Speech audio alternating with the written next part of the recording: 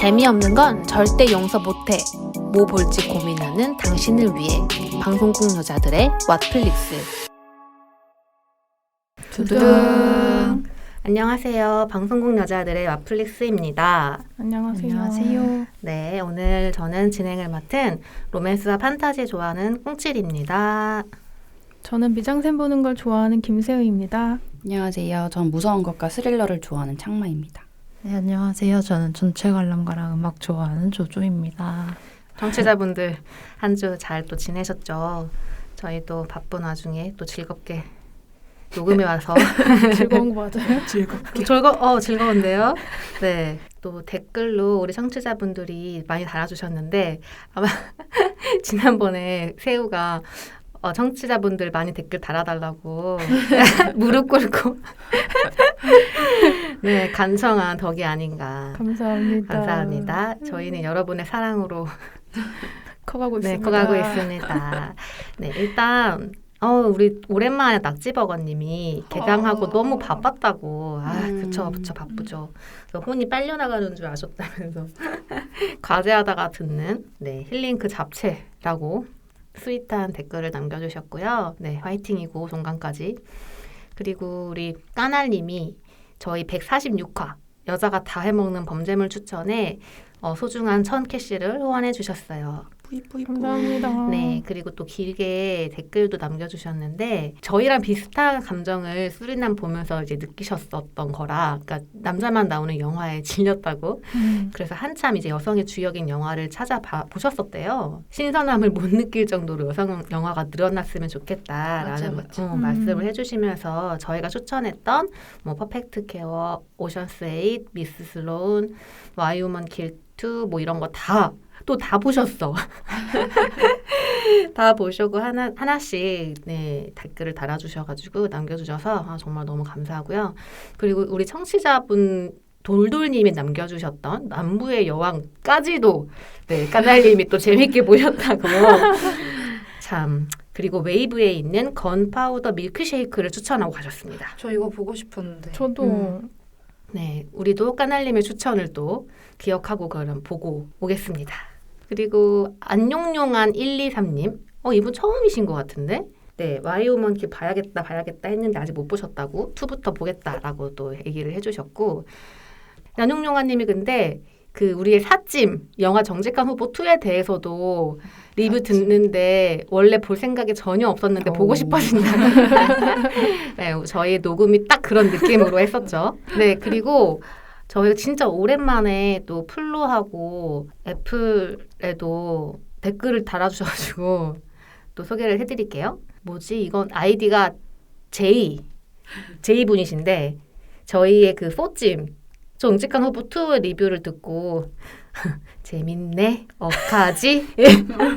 라고 적어주셨어요. 억하죠? 네. 영업당하셨나 본데요? 그러게요. 저희 보시면 되죠. 네, 퍼짐이었는데 이렇게 많은 분들이 억하지. 넘어가 주셔서. 네, 그리고 팟캐스트에도 노유진 팬님이 헤어질 결심편은 진짜 레전드예요. 크크크크크크 너무 웃기고 재밌어서 4번은 돌려들은 것 같습니다. 세상에 죄송해요. 제가 너무 게으른 사람이라 팟빵 아이디 찾다가 그냥 팟캐스트 켰는데 게으름을 이기고 팟빵에 로그인 하게 된다면 캐시 후원하겠습니다. 너무 재밌어요. 사랑해요. 라고 남겨주셨어요. 진짜 귀여우시네. 네, 모두 감사하고요. 네, 앞으로도 쭉 저희 여러 플랫폼에 있는 곳에서 댓글 남겨주시면 이렇게 소개 많이 해드리겠습니다. 오늘 이제 또 새로운 문생. 이번 주 문생은 세우. 네. 요즘 뭘 즐기고 계세요? 이놈의 갓생은 언제 끝나는 건지 모르겠는데 제가 그래도 바쁜 와중에 보고 있는 드라마가 다행히 있어가지고 제가 변호사 시얼크를 봤거든요. 그 마블 시리즈 오랜만에 봤는데 와. 네, 근데 변호사 시헐크야. 그냥 슈얼크가 아니었어. 변호사 시헐크였어요. 변호사? 보셨나요 혹시? 아니요. 1편만 봤어요. 1화. 저는 이제 다 끝냈는데 그 제가 원래 그 MCU 캐릭터 중에 헐크 되게 좋아하거든요. 그 배우가 본체도 좋아하기도 하고 액션씬이 되게 쾌감이 크잖아요. 막 화 엄청 나게 내고 그게 되게 좀 영화 보는 오락의 재미가 되게 커 좋아하는데 그래서 이제 헐크의 다음 세대는 뭘까 이제 기대하면서 봤죠. 근데 이제 약간 제 예상과는 달랐는데 그게 좀 좋아가지고 소개시켜드리려고 하고 오 궁금해. 또 어차피 마블 하차하실 거 아니면 다 보셔야 되니까 또 언제 보나? 관광지. 근데 일단 그 시헐크는 그 브루스 배너의 사촌이 돼요. 이름은 사촌. 이제 제니스 월터스라는 여성인데 이제 제니라고 줄여서 부르고요. 둘이 이제 어디 가다가 사고 나가지고 그 브루스의 피가 이제 제나한테 약간 흘러들어가면서 오. 변하게 되는 거예요.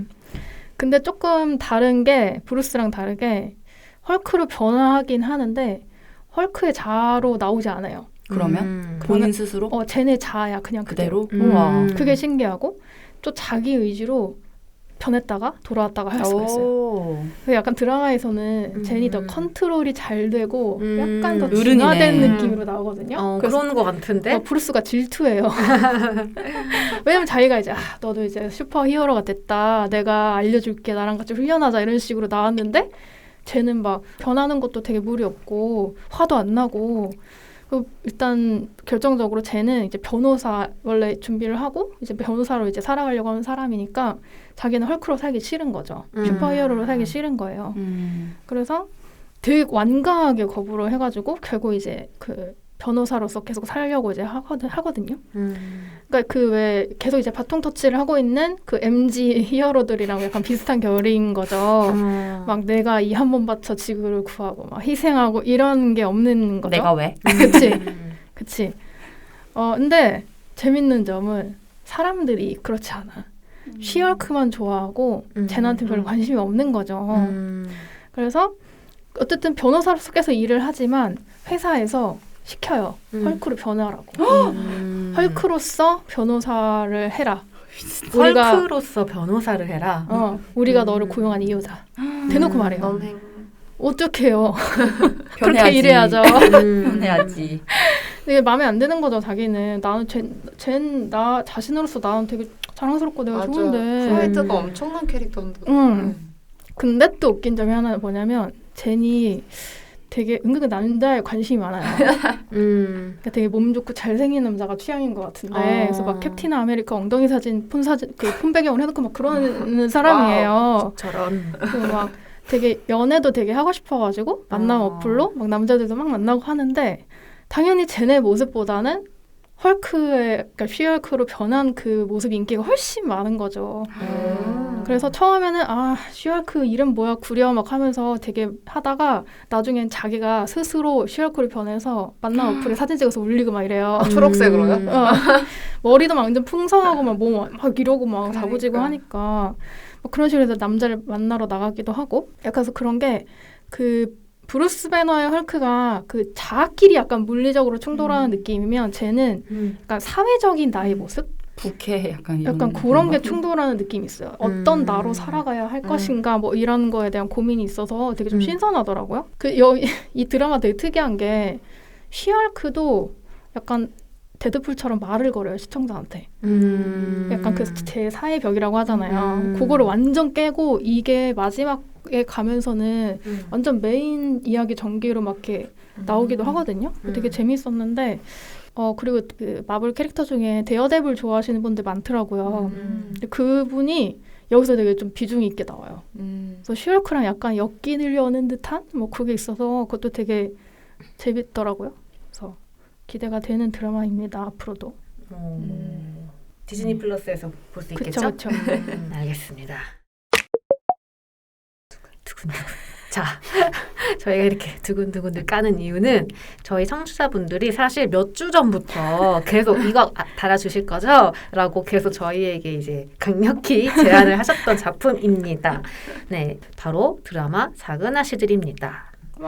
네, 어떤 이야기들이 나올지 기대가 되고 우리 청취자분들도 아마 많이 할 말이 많으실 것 같아서 더욱더 기대가 되는 작품인데요. 자, 창문이 한번 열리면 닫히지 않는 옥탑방에 세 자매가 살고 있었습니다.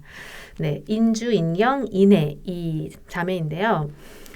인주 첫 언니 인주는 유명 건설사의 경리이고 또 둘째인 인경은 방송국 기자예요. 굉장히 정의감이 넘치는 이제 기자이죠. 그리고 이제 막내 인혜는 그림을 아주 잘 그리는 예고 학생입니다. 세 자매가 어떻게 살고 있냐?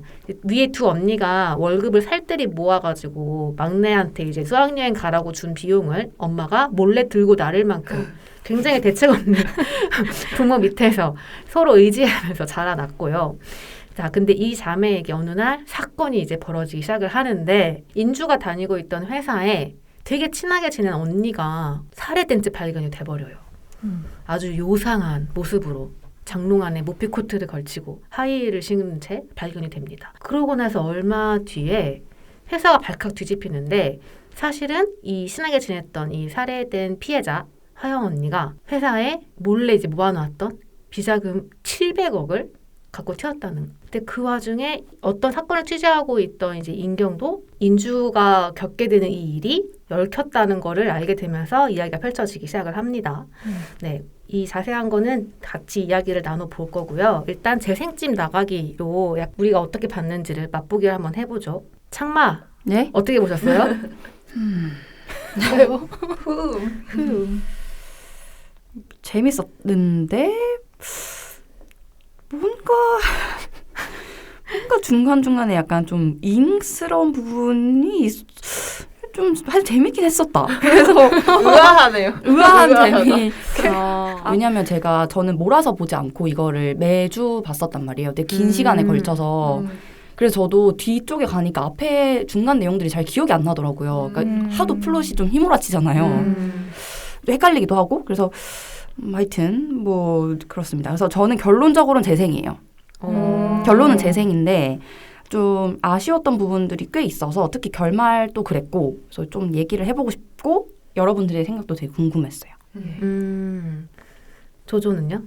저는 반대로 하루에 3회씩 나눠가지고 몰아봤거든요. 저도요. 빡세다 빡세. 너무 빡셌어요. 많이 빡셌어요, 저도. 정말 너무나 많은 일이 계속 터지니까 제가 이걸 따라가기가 힘들었는데 근데 어쨌든 정말 오랜만에 한국 드라마를 봤는데 재밌었기도 했으나 어잉. 뭘까? 근데 저도 재생은 하는데 오케이, 시원하게 클릭하는 재생 말고 약간 이러면서 그 오잉과 나 오잉. 오잉이 같을지 궁금하다. 그러니까 같은 오잉인지는 모르겠는데 저도 오잉 재생입니다. 네. 이야기가 되게 흥미로울 것 같아요. 그 세훈은요?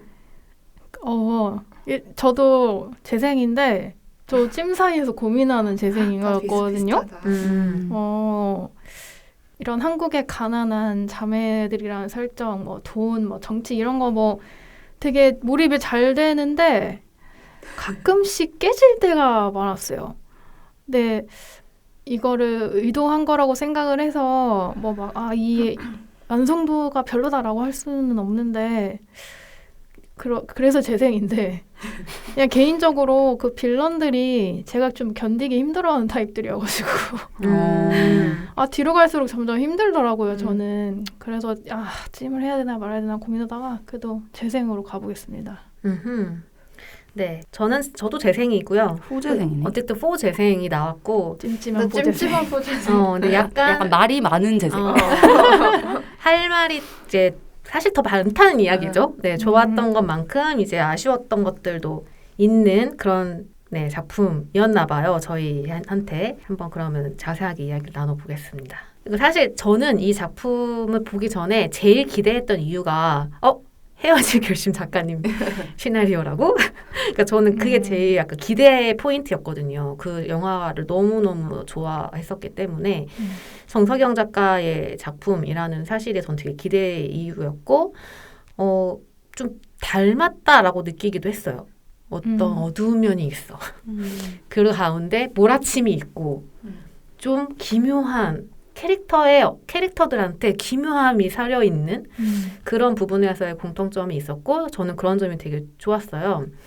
근데 이제 영화와 드라마의 차이인지 않나? 라는 저는 생각도 했는데 영화는 되게 약간 한 2시간 남짓의 이야기로 이렇게 밀도가 굉장히 높게 진행이 되는 한편 드라마는 12부작이었고 좀 어쨌든 길게 이렇게 흘러가잖아요. 그러면서 계속 이렇게 굴곡들이 좀 영화보다 좀 길게 이렇게 풀어지는데 그러다 보니 약간 엉성하게 드러나는 그런 그 정석영 작가의 어떤 그 쫀쫀함과 밀도 높은 게 살짝 정신없고 약간 집중하기 어려워지는 부분도 있지 않았나 그런 느낌이 좀 있었는데 우리 멤버들은 어떻게 느꼈는지 좀 궁금해요. 그 아쉬웠던 것들과 좋았던 것들에 대해 좀 풀어볼까요? 저는 그 몰입이 깨지는 데가 많았다고 한 게 되게 연극적인 대사가 제일 큰 이유였어요. 이 작가님의 영화를 봤을 때는 이 정도까지는 아니었던 것 같은데 왜 드라마라는 거 특성상 더 이게 이상해 보이는 걸까? 어색해 보이는 걸까? 되게 생각을 많이 하면서 봤고 계속 보다 보면서는 아 그냥 이렇게 하기로 결심을 하신 작품이구나 해서 그냥 보게 된 거는 있어요. 그래서 종종 보면은 배우들이 그 대사에 뭐 톤이나 뭐 끊어있는 뭐 그런 기술들이 느껴질 정도로 대사가 자연스럽지는 않은 거예요. 사실 일상에서 쓰기에는. 그래서 아 배우들 되게 잘하신다 막 이런 생각 들면서 맞아. 네, 그래서 완벽히 집중하기가 조금 힘들었었던 것 같아요. 맞아. 저도 그랬던 것 같아요. 이게 헤어지기 좀 자꾸 얘기하게 되는데 그때 우리도 되게 대사에 대한 이야기 많이 했었잖아요. 뭔가 노림수가 느껴지는 대사들이 되게 많은 게 이 작가의 장점인 것 같은데 드라마도 그랬던 것 같기는 하거든요. 근데 그게 확실히 드라마다 보니까 그 약간 생활감이 좀 떨어진다고 해야 되나? 맞아요. 그랬던 것 같아요. 그러니까 맞아. 뭐 인물들이 이렇게 대치하는 상황에서 무조건 누가 독백으로 시작해. 난 말이야 이러면서. 그러니까 원 관장이 좀 그게 도드라졌죠 많이. 아 뉴욕에서 연극 배우다 오셔가지고 어쩔 수가 없어. 모든 것이 연극이라고 했기 때문에 네. 더 그렇게 연출했을까? 그치 본인 저도- 스스로도 주인공이자 연출자인 그러니까, 거지. 근데 이제 그게 영화면은 설득력이 있는데 드라마여서 자꾸 여러 번 몰입이 나오니. 깨진다 이런 저도 계속 아니야 저 사람은 연기자야 저 사람 연기자 몰입을 깨면 안 돼라고 하다가도 보다 보면은 살짝 힘들다 할 때가 있기는 했어요. 그래서 보면은 그 김고은 씨가 그래도 제일 조금 맞아. 자연스러웠던 것 같고 뭐 그 박재상 쪽에 뭐 그쪽 라인 정란의 쪽 뭐 이쪽 다 이상한 거예요. 그래서 아 이상한 집단이 맞나 보다 정란에 이러면서 봤던 것 같아. 말투가 일단 다 이상해. 책 읽는 것 같아가지고. 약간 문어체가 많기는 했어요. 그래서 마지막쯤에 그 교장 선생님이랑 원상아랑 대화하는 거는 너무 연극이었어 힘들더라고요. 연극. 진짜. 장사평. 내가 CIA에서 고문을 배웠다는 얘기 했나? 잘하신다. 진짜 배우들은 사실은 진짜 짱짱한 배우들이었고 했기 때문에 그런 연기력의 문제는 확실히 아닌 것 같고 맞아요. 근데 다른 부분에서의 아쉬움이었던 것 같네요. 근데 이제 대사가 약간 그런 식으로 연극적이면서 미술도 같이 좀 따라오니까 그게 상쇄는 되더라고요. 그러니까 난초나 이런 막 지하실에 정말 아무도 그렇게 할 것 같지 않지만 막 거대한 난초 나무를 키우고 있다는 그런 이미지나 설정 이런 것들이 되게 판타지적이니까 맞아. 약간 이게 엮여서 잘 좋긴 좋더라고요. 그게. 맞아. 약간 진짜 좀 연극 일부러 좀 약간 연극적인 연출을 했다라고 느껴질 정도이기도 했어요. 그러니까 맞아요. 뭐 아쉬움도 아쉬움이지만 또 그런 면에서 독특한 맛이 있기도 했던 것 같아요. 사실 해결도 그랬으니까 맞아. 그 미술 하시는 그 류성희 감독님과 감독님? 그다음에 작가 이렇게 해가지고 티빙과 최대한의 타협을 한 것 같아요. 그런 연극적이고 예술적인 원래의 그런 부분들을 대중성과 맞추려고 하다 맞아. 보니까 근데 이제 원래 그랬던 부분들을 좋아했던 사람들한테는 어느 부분에서는 앗하고 깨질 수 있는 게 있는 것 같고 그래서 보다 보면은 그게 좀 티가 나더라고요. 세트를 지어서 할 수 있는 부분의 미술은 확실히 그 정석영 작가의 영화에서 볼 수 있는 그런 이미지들이고 그냥 뭐 로케라던가 그냥 실외에서 찍어야 맞아요. 되는 장면은 그냥 일반 드라마 같이 샷만 잘 잡아서 찍은 느낌? 갑자기 회사 앞에 막 YTN 같은 거 이런 거 나오고 갑자기 너무 드라마 주말 드라마 같은 맞아. 그런 점에서 사실 근데 그 원신의 가족 그 저택은 되게 좋은 배경이었던 것 같지 않아요? 맞아, 특이했어요. 맞아. 과감했던 것 같아. 그 이상한 방도 그렇고. 갇힌 방. 갇힌 방. 닫힌 방인가? 닫힌 방. 그냥 저는 그러니까 이 정석영 작가가 캐릭터 만드는 게 저는 너무 흥미롭고 재밌는데 이번에도 그랬는데 그러니까 사실 그 원상아 캐릭터가 저는 너무 흥미롭고 좋았거든요. 그러니까 되게 약간 밀어붙인 캐릭터였고 그리고 특히 이제 이 캐릭터를 만들어가는 그 요소들이 되게 좋았던 것 같아요. 그 의상 그리고 닫힌 방이라는 그 공간성 이런 것들 흥미롭게 잘 봤어요. 뭔가 한국 드라마에서 잘 보지 못했던 여자 빌런의 모습이었고 그리고 이 캐릭터의 어떤 어두운 면? 왜 이렇게 사람이 이렇게까지 뒤틀렸는지를 구구절절 설명하지 않는 게 저는 개인적으로 좋았어요. 저는 그래서 원상아의 죽음도 되게 좋았어요. 어떻게 염산에 빠져서 죽는 결말을. 근데 되게 전 보면서 뭔가 원상아에 대해서 되게 설명하기 어렵다고 생각을 했었거든요. 그만큼 좀 입체적이고 복합적인 사람이었다고 생각하는데 오히려 저는 원상아가 왜 이렇게 뒤틀렸는지에 대해서 좀 구구절절 설명을 했다고 생각했어요. 맞아. 뭐 엄마의 죽음이라던가 그리고 장사평가의 대화에서 그 원상아의 명분이 잠깐 나오잖아요.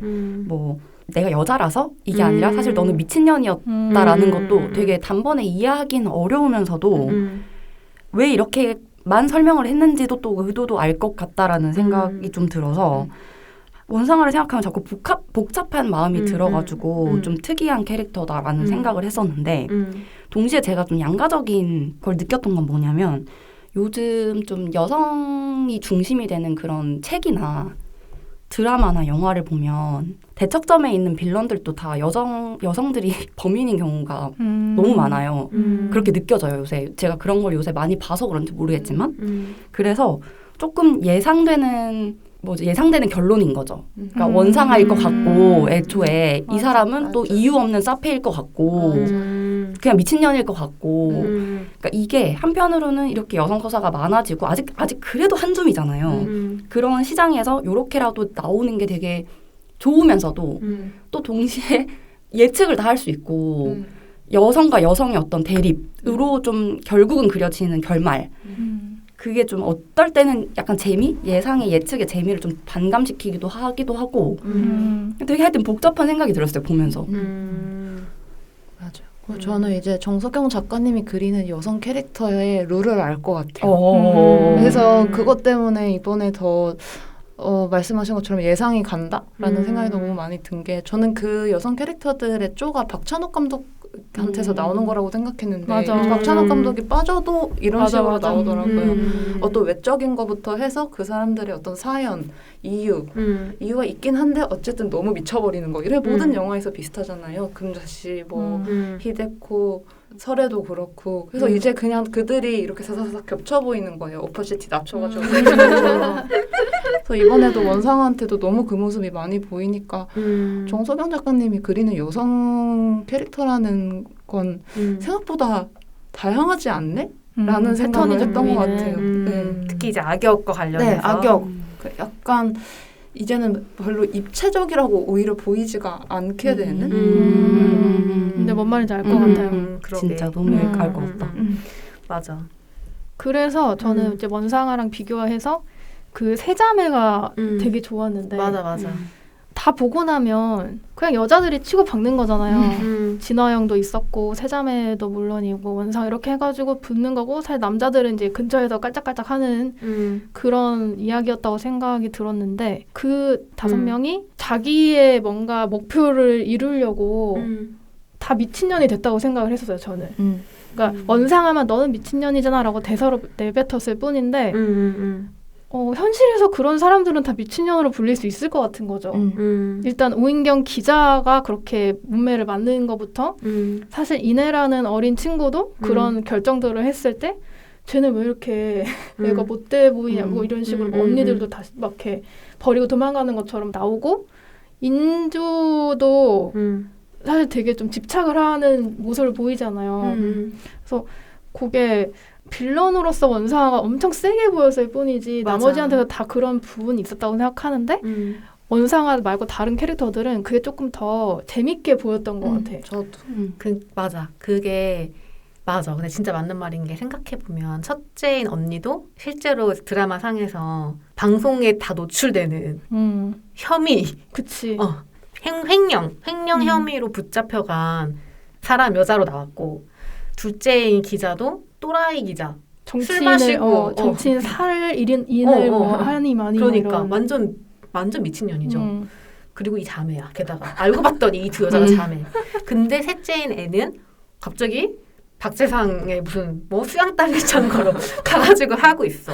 자기가 그린 그림 그 집 딸내미한테 몰래 대피해주고. 완전 미친 집안이야. 집안이죠. 엄마 봐. 그럼 엄마도 봐봐. 엄마도 진짜. 미친년이지. 엄마도 미친년이 딸들 다 버리고 이렇게 도망갔는데 돈 들고 튀는 거. 근데 사실 되게 이 빌런이 있어서 그게 뭐 대적하는 걸로 그려졌을 뿐이지 한 명이 전부 다 사실은 어떤 그들이 놓여져 있는 환경이라던가 비극 안에서 살아남기 위해 진짜 약간 미친 상태까지 맞아. 몰아붙여지는 거잖아요. 그렇게 생각하면은 사실은 저는 다시 한번 근데 원상아 캐릭터도 되게 재밌는데요. 원상아 캐릭터도 나는 이미 죽어 있고 하루하루가 그냥 연극을 하는 채 살아온 거잖아요. 어떻게 보면 그런 상태가 누적됐기 때문에 그런 정도까지 사람이 약간 극으로 치달았던 거고 그렇게 생각하면 사실은 여기 이 드라마에서 빌런이 중요하다기보다는 한 명 한 명의 그 고군분투와 광인이 되어가는 그런 순간순간의 어떤 결심들 그런 것들이 더 재미있었던 것 같네요. 그래서 마지막에 저 그 대사가 너무 좋았어요. 공민정 씨 있잖아요. 그 마리 기자가 너는 너의 진실이 있는데 나는 나의 진실이 있다라고 하는 순간 그거 딱 듣고 남들이 보기에는 이 세자매가 더 거짓말쟁이 같고 더 이상하고 내가 지금 여기에 몰입을 해서 그렇지 객관적으로 저 세상에서 봤을 때는 각자 믿고 싶은 게 있고 그걸 맞아. 믿기 위해서 살고 믿어야만 살 수 있구나라는 생각이 들면서 갑자기 모든 캐릭터가 싹 이해되기 시작하는 거예요. 그래서 전 그 대사가 그 기자 입에서 나온 것도 너무 좋았어요. 저도. 그 기자도 어떻게 보면 그냥 나쁜 미친년처럼만 보일 수도 있었는데 딱 그 대사를 함으로써 약간 좀 눌러준 느낌이었어요. 이 사람이 그냥 나쁜 사람만은 아닌 걸 보여주고 싶었구나. 그래 맞아. 이 드라마에서 진짜 말하자면 되게 납작한 빌런은 아무도 없었어. 맞아. 돈 때문에 미친 거지. 맞아. 다 이 드라마 약간 이제 이 작가의 변이라고 해야 돼. 제작진의 변을 보면 원작의 작은 아씨들을 현대로 어떻게 재해석할까라는 그 관심에서 지금의 젊은 사람들의 영혼은 어디 있으며 무슨 이야기를 하고 싶을까 이런 것들을 신호같이 이렇게 써놓은 게 있더라고요. 근데 그것의 어떤 그러니까 중심에 있었던 소재가 돈이었고 이 가난한 자매들이 이 가난 때문에 어떤 어려움이 있었고 또 어떤 사건으로 인해서 휘말리는 게 사실 그 중간에 돈이 있잖아요. 그렇게 생각을 하면 더 또 재밌는 것 같아요. 근데 그 점에서 저는 좀 결말이 너무 좀 아쉽다라는 생각을 좀 맞아, 약간 했거든요. 기빠졌어. 그러니까 저는 300. 이 드라마 처음 시작했을 때 되게 좋은 포인트가 가난이었었고 이렇게까지 현실적인 가난 그리고 그 가난에 대해서 되게 공감할 수 있는 대사들 뭐 겨울 코트라던가 맞아. 이런 거를 좀 키워드로 잡은 게 전 되게 좋았었는데 그리고 그것 때문에 결국은 싸우는 거잖아요. 근데 마지막에 이 700억이란 돈은 사실은 피가 묻은 돈인 거잖아요. 근데 이 돈을 마치 세자매들이 보상을 받는 듯한 느낌으로 맞아. 나눠 가지는 게 되게 설득이 좀 저한테는 떨어졌었고 특히 그 고모할머니 아파트 증여까지는 뭐 말이 된다고 생각했어요.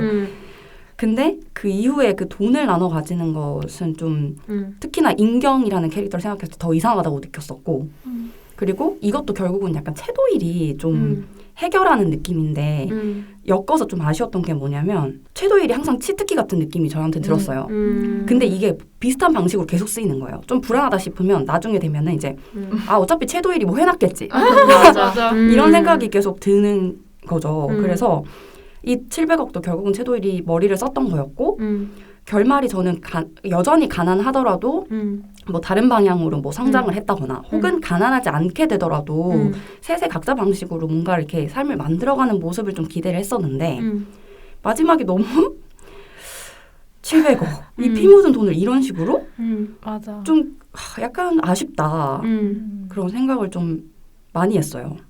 진짜 김이 빠지더라고요. 맞아. 맞아. 더 이상 그들에게 그 돈이 필요 없는 것처럼 표현을 했었는데 왜 갑자기 그런 보상을 너무 고생해서도 불쌍했나. 근데 맞아. 나는 괜찮았는데 왜냐면 그 돈이 물론 채도일은 치트키였고 채도일이 매번 흑기사 역할을 할 때마다 저건 조금 뭔가 이 한국 드라마의 어떤 시청자와의 어떤 즐거움을 위한 어쩔 수 없는 장치인가라고 생각은 했지만 이 돈이 돌아가는 방식은 저는 좋았던 게 효린이랑 같이 도망쳤다가 효린이를 통해서 이렇게 재분배가 되잖아요. 그리고 인해가 또 그 안에 있고 그러니까 저는 이렇게 분배되는 거는 좋았어요. 왜냐면 그러니까 저는 되게 좋았던 것 중에 하나가 이 아이들의 선택하는 게 너무 좋았거든요. 쾌감이 있었어. 뭔가 미성년인 이 두 소녀가 어른으로부터 그러니까 되게 본인들이 선택하지 않았던 그 굴레와 억압, 폭력에서 과감하게 뒤로 돌아서가지고 둘이 손을 잡고 튀잖아요. 그러니까 저는 그것이 주는 해방감이 너무 좋았거든요. 그러니까 진짜 보기 어려운 장면이었다고 생각했어요. 근데 이제 게다가 그들이 결국에는 언니들이 이제 이 모든 사건에서 이제 끝나고 나름의 어떤 깨달음을 다 얻었잖아요. 특히 이제 인주 같은 경우에는 그게 되게 딥하게 나오죠. 되게 돈을 쫓아서 살아야만 했던 자기 자신의 어떤 허영심이라든가 이런 거를 좀 반성? 그러니까 좀 성찰하면서 자기 자신이 더 소중해지는 경험을 하는데 그게 다 정리되고 난 다음에 인해와 효린이의 손을 통해서 이렇게 나눠지는 거는 저는 이제는 피 묻은 돈이 아니라는 생각을 좀 했던 것 같아요. 걔네들의 손에 세탁이 되거든요. 돈 세탁. 돈 세탁. 왜냐면 그 아빠 엄마가 저지른 그 범죄들에서 손을 뗀 멀어지고 새 삶을 시작한 그 효린이에게 남겨진 어떻게 보면 유산이었던 거고 맞아. 이젠 부모도 없이 새로 출발해야 하는 아이에게 남겨진 그 유산이 친구와의 어떤 새 출발을 위해서 쓰여진 거잖아요. 저는 그런 점에서는 좀 그 돈의 가치는 좀 다르게 봤던 것 같아요. 아 근데 진짜 둘 캐릭터 관계성은 좋았던 것 같아요. 맞아. 나 너무 좋았어요. 가능성 있는 미래 세대.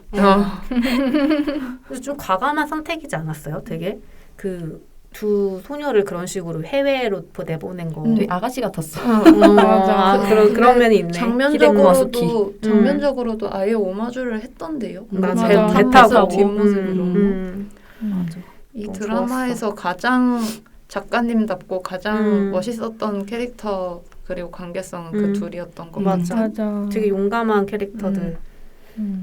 관계성 하니까 저는 그 인주와 채도일이 로맨스인지 썸. 아닌지 막 끝까지 끌고 가는 게 너무 잘했다고 생각했었거든요. 이 사람이 동지인가 아니면 사랑인가를 끝까지 판단할 수 없게 긴장감만 가지고 끝난 게 너무 재밌었고 또 그런 의미에서 고 실장의 그 개그가 전 너무 좋더라고요. 저도. 아니 맞아요. 너무 너무 좋았어. 웃기던데 칼로 이렇게 싸울 때 마지막에 맞아. 채도일 대사가 너무 좋은 맞아, 거예요. 맞아. 오인주 사랑하지. 사랑했으면 네가 이러면 안 되지. 아 그대가 진짜. 근데 그 대사가 너무 좋았던 게 맞아. yes or no로 대답하는 게 아니라 그게 맞아. 또 애매하게 대답하잖아요. 근데 저는 이 포인트에서 재밌었던 게 인경과 인주의 이런 그 사랑에 대한 관계를 좀 원작 캐릭터와 약간 반대로 꼬는 듯한 느낌이 좀 있었는데 그 원작도 왜 첫째는 좀 사랑 결혼 현모양처. 네, 가부장제 이렇게 이런 느낌이고 둘째 조는 항상 왜 똑똑하고 좀 비혼에 가까운 연애를 하지 않는 근데 초기에도 그런 식으로 그려졌잖아요. 인주는 실제로 결혼도 한번 했었고 돌아왔고 그래도 다시 또 결혼을 하고 싶어 하는 사람이었고 인경은 별로 관심 없어 보이고 종호가 처음에 좋아한다고 했을 때도 크게 뭐 없었잖아요. 이상한 소리 명상하는 기분이라고. 근데 그랬는데 끝에 이제 끝까지 인주는 공항에서 그 흔한 키스씬 하나 없이 그냥 채도일을 약간 모르는 표정으로 쳐다보잖아요. 인주는 끝까지 채도일은 약간 씩 웃지만 그렇게 글을 보내는데 반대로 인경은 기자를 갑자기 때려치고 미국 가. 남자친구를 따라 유학길에 오른다. 처음에 그 결말은 조금 왜 굳이? 라고 생각했었는데 다시 한번 끝나고 생각을 해보니 이 둘의 캐릭터를 약간 또 반대로 꼬아가지고 바꾸는 게 좀 또 재밌더라고요. 맞아. 근데 이 드라마 자체도 재밌기는 한데 그 원작이라 생각을 해보면 더 재밌어져. 맞아. 맞아. 맞아. 저는 그래서 인주가 1화부터 이혼녀라고 하고 저도. 나오는 게 너무 좋더라고요. 맞아. 왜냐면 맞아. 이혼 이후에 음. 우리는 그의 삶을 모르잖아요. 맞아. 작은 아씨를 음. 원작을 본 입장으로는. 매기는 이혼을 안 했죠. 그래서 음. 인주는 그럼 어떻게 되는 거지? 라는 음. 궁금증이 일단 생기게 되고 음. 그리고 저는 인경이가 그 하조모랑 이어진 거는 약간 원작에서 조랑 롤이랑 안 이어지는 거 답답해하는 사람 너무 많잖아요.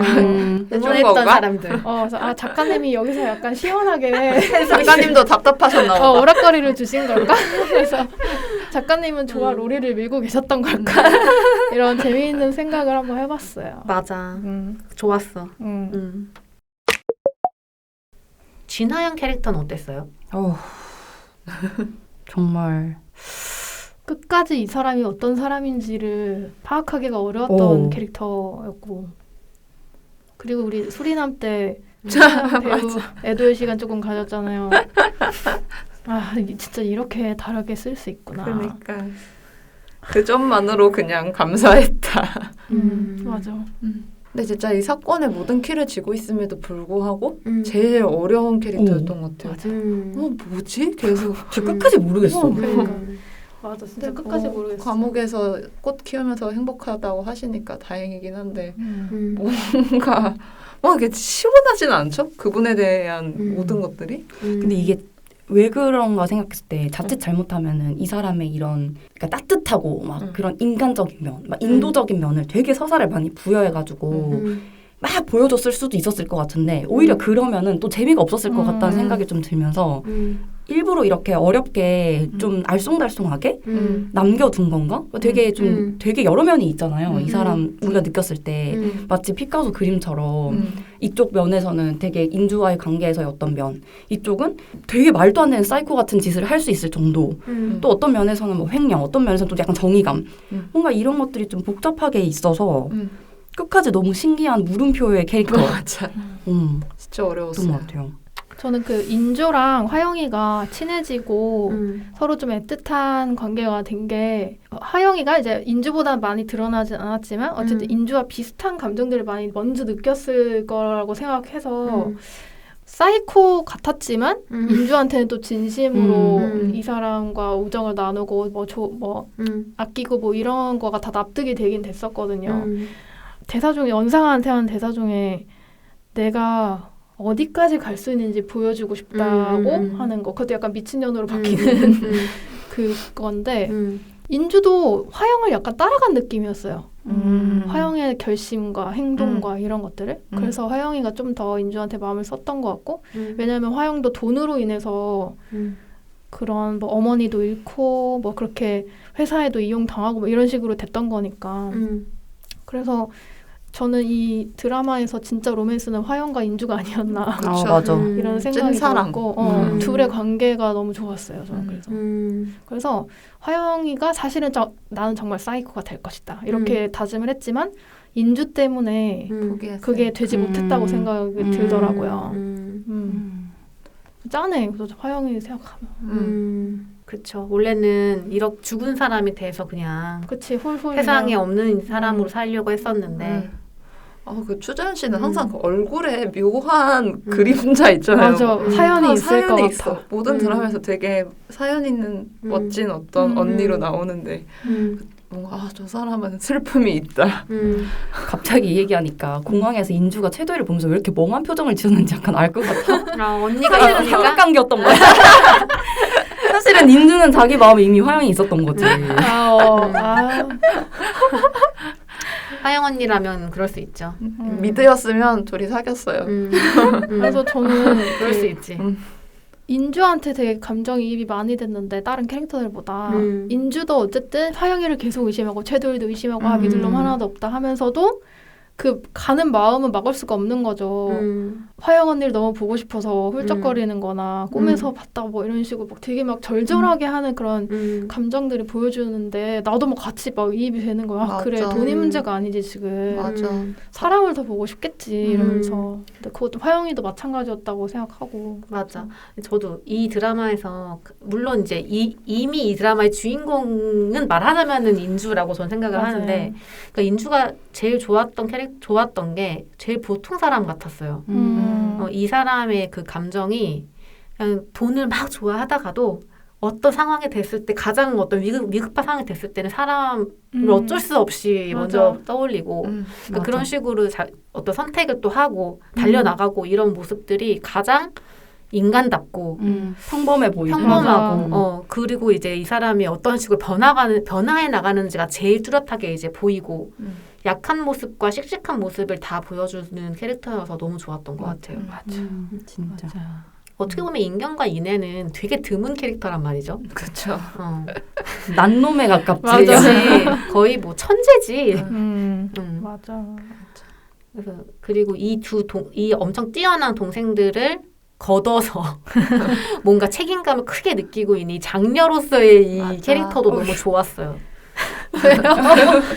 이 장녀들이. 진짜 이 장녀 캐릭터 너무 좋지 않았어요? 저는 이게 그래서 초반에 인주가 그러니까 밖에서는 왕따에다가 뭐 늘 어리버리하고 화영이 앞에서는 되게 어린애처럼 이렇게 보이고 이러는데 세 자매랑 있을 때는 되게 어른스러워 보이는 게 뭐 연출인지 연기인지 뭐 잘은 모르겠지만 그게 드러나는 게 전 되게 좋았었거든요. 맞아. 말투도 왠지 살짝 바뀌는 거 같고. 왠지 엄마 같아져. 그런 디테일이 되게 좋았어요. 그리고 너무 짠해. 맞아. 그런 디테일이 너무 짠해. 이렇게 살아야만 했던 거잖아요. 이 맞아. 가난한 집에 엄마 없는 집에서 동생들을 자기가 약간 책임감을 가지고 키우면서 맞아. 그래서 그 아파트에서 우는 장면이 좀 너무 맞아. 애틋하고 너무 짠했더라고요. 맞아. 연기를 너무 잘했어. 진짜. 그리고 그 가운데 이런 비극적인 인생 가운데 이 캐릭터의 그 사랑스러움이 너무 좋았어요. 맞아. 김고은 씨만 할 수 있는. 진짜. 근데 그게 어색하지 않았잖아요. 되게 인간의 되게 다양한 면을 너무 잘 보여줬던 것 같아. 인주라는 캐릭터가. 사실 저는 초반에는 저는 막 구두 이런 거 메타포로 쓴 게 막 세련됐다는 느낌을 못 들었었거든요. 아까 그 원상화가 입체적이지 않았다고 느꼈던 것처럼 그래서 그런 부분 때문에 저는 솔직히 거의 찜이라고 생각을 했었는데 그 작가님 인터뷰를 읽고 나서 재생으로 바꾼 거거든요. 그런 구두의 상징적으로 구두 같은 걸 사용하는 게 저는 오히려 되게 여성 혐오적이다라고 생각을 했는데 그거를 뭐라고 말씀하셨냐면 그런 게 예전에 뭐 있었던 동화들, 분홍신, 푸른 수염 이런 데서 지배된 그 이미지들을 거기서 가지고 왔다고 하시더라고요. 근데 그게 다 여성 혐오적인 동화란 말이에요. 진짜 옛날에 쓰였던. 그러니까 그거를 오히려 가지고 와서 비틀었다라고 표현을 하시더라고요. 예전에 이제 뭐 다양한 영화 같은 거 보면은 살해당한 참혹한 여성의 모습을 전시하는 영화 같은 게 되게 많은데 우리는 왜 이런 거를 봤을까? 왜 이런 거에 사람들이 매혹된다고 생각을 했을까라는 궁금점에서 시작을 해서 오히려 그거를 가지고 와서 그걸 목격하고 파고드는 주체를 여성으로 쓰고 싶었다라고 하셨는데 사실 그렇게 깊이 생각하면서 볼 수가 없으니까 그냥 보는 사람들은 이렇게 이 의도를 파악할 수 없으니까 이렇게까지 어렵게 쓰는 게 맞나? 라는 의문은 드는데 또 그렇다고 하셨다니 인정은 하겠지만 뭔가 보는 내내 엄청 그게 잘했다라는 생각이 들지는 않았어요. 그래서 초반에는 찝찝 막 그 테드 창이 구두 가지고 뭐라 하는 것도 짜증나 죽겠고 맞아, 그거 너무 징그러웠어. 맞아, 이게 약간 어떻게 언어로 설명해야 될지 모르겠는데 뭔가 이런 거를 비틀기 위해서 정면으로 가져오는 경우들이 있잖아요. 근데 그게 자칫 잘못하면 그대로 답습하는 것처럼 보일 수도 있고 재현하는 것처럼 보일 수도 있고 하여튼 그게 계속 어려운 것 같아요. 이런 여성 서사에서 볼 때. 정석영 작가님이 항상 그걸 답습하는 것처럼 좀 보여와가지고 더 그런 것 같아요. 그녀의 깊은 의도를 항상 파악하기 전에 일단 이미지적으로 항상 여성들이 그렇게 꾸며져서 나오니까 그녀의 작품에서 그냥 저걸 좋아하시나? 이런 생각밖에 안 들었었는데 또 그런 내용이 뒤에 있다고 하니까 내가 뭘 모르나 싶기도 하고 맞아. 원상화 캐릭터도 그렇고 너무 어려웠어요. 그 부분에 대해서. 저는 약간 원상화 캐릭터가 꾸민 일이라고 생각하니까 약간 이해는 그러니까 납득을 하면서 보게 됐던 것 같은데 일단 원상화가 되게 유아적인 사람이잖아요. 그 어렸을 때 엄마의 죽음에서 아직도 벗어나지 못하고 있는 사람이고 살해를 보통 그 살해당한 사람에게 약간 스토리를 부여해서 이제 뭐 자살로 위장을 하는데 그것도 뭐 성형 수술에 뭐 중독되어서 맞아. 처음에 뉴스도 그렇게 나오고. 명품 백들을 뭐 사모으고 뭐 이런 식으로 이렇게 위장을 시키는 어떤 방법 중에 하나라고도 생각하면서 봤던 것 같아요. 어려워. 그러니까 뎁스가 깊어. 그러니까 뎁스가 너무 깊어. 여러 면으로 생각해야 되는. 근데 저는 깊이 생각하지 않았는데 근데 저는 정석영 작가의 의도가 좀 저한테는 먹혔던 것 같은 게 하이리든 메타포가 저는 사실은 여기 이 드라마에서 대상화됐다고 느끼진 않았어요. 그러니까 근데 그게 왜 그렇게 느꼈지라고 생각을 해보니까 주체들이 다 여성이었기 때문이었던 것 같아요. 저는 그냥 되게 단순하게. 그리고 그 작가가 누군지 알고 있으니까. 그러니까. 그렇기도 덜 하고. 그렇게 느껴지는 저도, 거죠.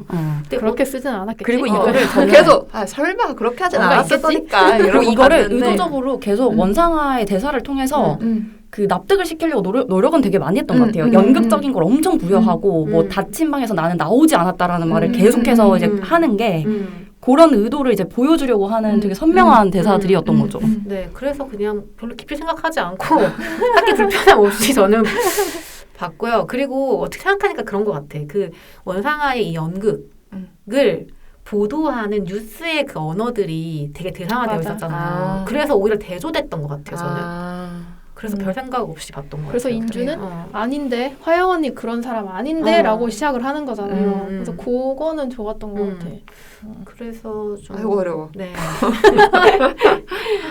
근데 그만큼 좀 단순하진 않았던 것 같아요. 좋았던 것 같아요. 맞아요, 그러니까 되게 맞아요. 뭔가 복잡하고 복합적이고 뭐 입체적이야 되게 어떤 면에서. 맞아. 근데 갑자기 그런 생각이 든다. 이 복잡함? 그러니까 사실 상아라는 캐릭터만 보더라도 이 사람이 갖고 있는 그 내면이 여러 층인 것 같거든요. 갖고 있는 이야기가 되게 어마무시하게 많고 그러니까 어쩌면 12부로 풀기 어려운 거 아니었을까. 12부로도 풀기 어려워.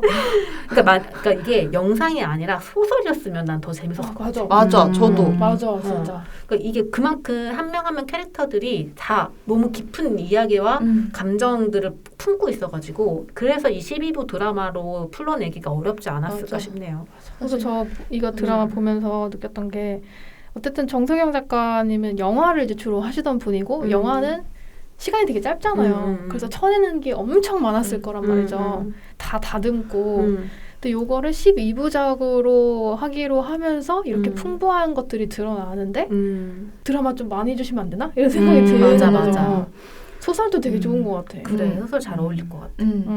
그리고 어쩌면 드라마를 하면서 더 막 작가님이 거대한 이야기를 하고 싶어가지고 이렇게 크게 가져가다 보니까 큰 이야기가 나와가지고 12부에 담기 부족했던 거지. 근데 아무리 그래도 저는 근데 그 생각 들어요. 진짜 아무리 그래도 이 한국에 나오는 대부분 드라마의 각본들보다는 훨씬 탑티어다. 맞아요. 진짜 이거는 너무 느껴서 이번에. 당연하죠. 그러니까 이게 넷플릭스의 수리남처럼 예를 들면 뭐 대여섯 편의 오리지널 시리즈로 나왔으면은 이렇게까지 생각을 또 오히려 덜 했을 것 같은데 이거는 진짜 드라마잖아요. 그냥 케이블에 딱 방영된 드라마다 보니까 와 근데 진짜 이 티어가 다르다. 그 생각 진짜 많이 했던 것 맞아. 같아요. 완성도는 좋았죠. 진짜 정말 말이 안 된다. 우수한 드라마를 보았다. 네. 그래서 모두들 저희한테도 이 드라마 이야기 해주실 거죠? 라고 하지 않았나. 맞아. 네. 다 재밌게 보셨을 것 같아요. 엄청. 맞아. 정말 정상영 작가님 다음 드라마도 기대돼요. 네 해주세요. 드라마 하신대요? 모르겠어요. OTT 시리즈 써보고 싶다는 말씀이 오. 있었어요. 아니 막 부이. 시즌 막 10씩 가세요. 12부는 길고 2시간은 짧다. 오. 이렇게 말씀하시더라고요. 6편. 약간 와우킬 시리즈처럼 뭔가 시즌마다 조금씩 다르지만 약간 공통의 게 뭔가 공통점이 있는 그런 거 해주셨으면 좋겠다. 너무 재밌겠다. 좋다. 스릴러로 해가지고. 네, 오늘 이렇게 작은 아씨들 이야기를 나눠봤고 진짜 좋았던 만큼 그리고 기대했던 것만큼 좋았고 네, 그 가운데 이런 건 왜 찝찝했을까 이런 이야기들을 할 수 있어서 되게 좋았던 것 같아요. 재밌었어요. 그리고 확실히 이야기를 할수록 재밌어지는 작품인 것 같아. 맞아. 내가 몰랐던 것들, 생각 못했던 것들을 맞아. 이야기하면서 또 생각을 했던 것 같고요. 우리 청취자분들이 댓글로 또 나눠주시면 한 번 더 그런 기회가 될 것 같습니다. 많은 댓글 남겨주시고요. 저희는 다음 화로 돌아오겠습니다. 하나, 둘, 셋. 두둥.